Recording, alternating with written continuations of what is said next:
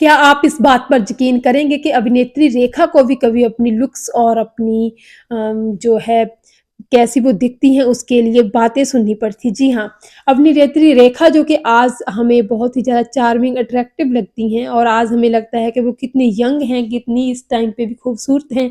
लेकिन एक टाइम ऐसा था जब उन्होंने अपने एक्टिंग करियर की बॉलीवुड में शुरुआत ही की थी। सावन भादो फ़िल्म के सेट पर जब नवीन निश्चल ने अभिनेत्री रेखा को पहली बार देखा था क्योंकि वो फ़िल्म के हीरो थे, बहुत चार्मिंग और अट्रैक्टिव पर्सनैलिटी थी उस टाइम पे उनकी।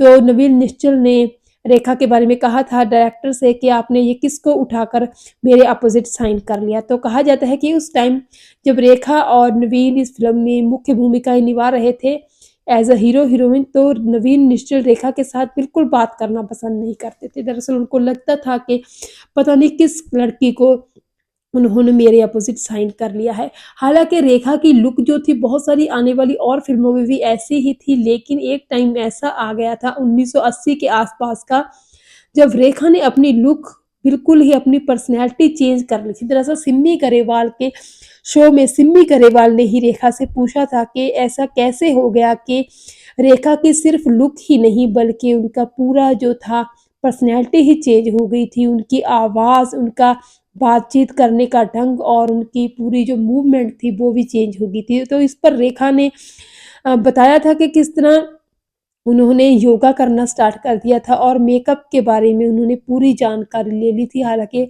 वो पहले इसके बारे में इतना ज़्यादा सुचेत, इतना ज़्यादा जो थी केयरफुल नहीं थी। तो इस पर सिम्मी गरेवाल ने कहा था कि पूछा था कि हालाँकि मेकअप के बारे में तो ट्रिक्स जो हैं बहुत सारे लोग जानते हैं, लेकिन इतना ज़्यादा चेंज कि आपकी आवाज़ में ही फ़र्क आ जाए, आपकी आवाज़ ही इतनी सुधर जाए, तो वो कैसे हुआ? तो इस पर रेखा ने बताया था कि दरअसल ये सब जो है एक्सपीरियंसेस की ही बदौलत है।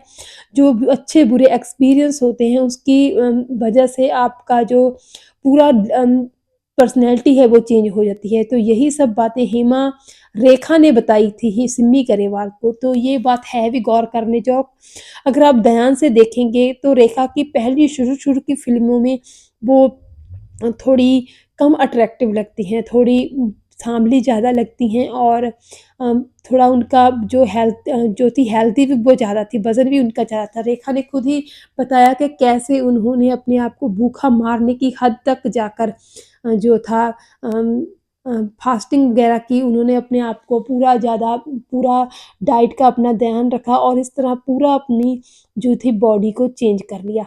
रेखा ने बताया कि लोगों को लगता है कि ये गर्ल फ़िल्म के आस-पास ही एकदम ही ऐसा हो गया, लेकिन ऐसा नहीं था। ये साल, डेढ़ साल की लगातार कड़ी मेहनत थी जिसकी बदौलत उनको एक नई किस्म का अपनी पर्सनैलिटी जो थी देखने को मिली थी। उन्होंने बताया कि गर्व फ़िल्म के बाद ही लोगों ने उनको नोटिस करना शुरू कर दिया और बहुत सारे प्रोड्यूसर और डायरेक्टर उनको अपनी फ़िल्मों में लेने के लिए उतावले हो रहे थे क्योंकि अब रेखा बिल्कुल बदल चुकी थी। ये बात बिल्कुल सच भी है क्योंकि खूबसूरत सिलसिला जैसी उनकी फ़िल्में जो हैं वो उनमें उनकी खूबसूरती देखने लायक है। इमराव जान में तो वो इतनी ज़्यादा खूबसूरत लग रही हैं कि क्या कहने। झूठी फ़िल्म उनकी बहुत ही ज़्यादा ऐसी फ़िल्म है जिसमें वो बहुत ही ज़्यादा अट्रैक्टिव, बहुत ही ज़्यादा चार्मिंग लगती हैं। हालाँकि उमराव जान के बारे में रेखा ने कहा है कि उनको उमराव जान जो है बिल्कुल भी उसमें अपना काम जो है इतना नहीं लगता कि वो बहुत ही ज़्यादा तारीफ़ के काबिल है। और उन्होंने बताया था कि कैसे खून भरी माँग फ़िल्म के बाद ही उन्होंने अपने एक्टिंग को और अपने प्रोफ़ेशन को सही मायनों में गंभीरता से लेना शुरू किया था। तो ये सारी बातें जो थी अपने बारे में, अपनी लुक के बारे में, अपनी अपीयरेंस के बारे में, अभिनेत्री रेखा ने ही सिम्मी गरेवाल को बताई थी।